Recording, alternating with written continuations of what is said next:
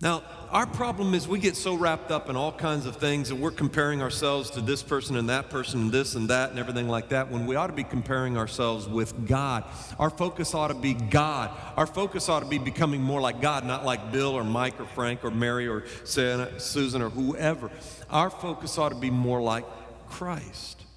You know, I hear people make the mistake sometimes and it's not bad to want these things, but it should not be the measuring stick of success. I hear people say, well, you know, if my kids grow up, they go to college, get a graduate degree, and they get married to a fine person and you know, have kids, then they'll be a success in life. And you know what? I'm not so sure that that's a good measuring stick. I'm not so sure that on the day of judgment, God's going to sit down and go, so, John, who did you marry? Yeah, it's pretty bad you didn't know how to read, huh? Millionaire, missionary, close, but it's not very good. And John, tell me about your degrees you got. Well, good. That's really fine. You don't deserve any of them, but you know, I'm not so sure that that's going to be it.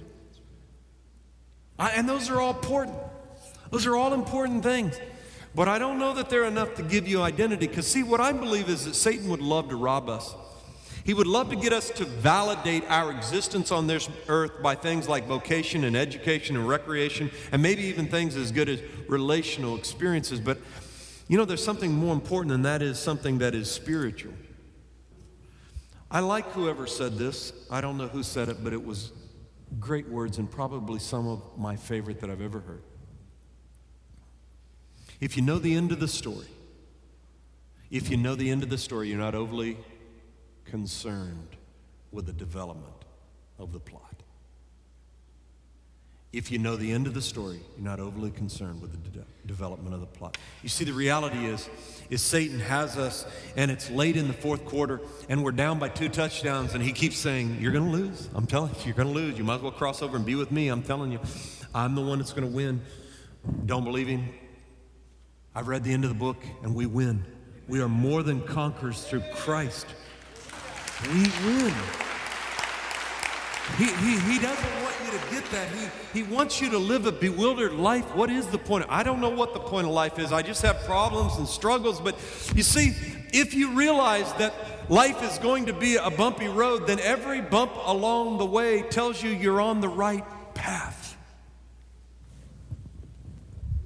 And we need to remind that for each other. We need to get that truth and teach it to each other and remind us of those facts and those realities and those truths, because the evil one, the liar, the thief, who wants to take away all your joy. Remember, what did he come to do?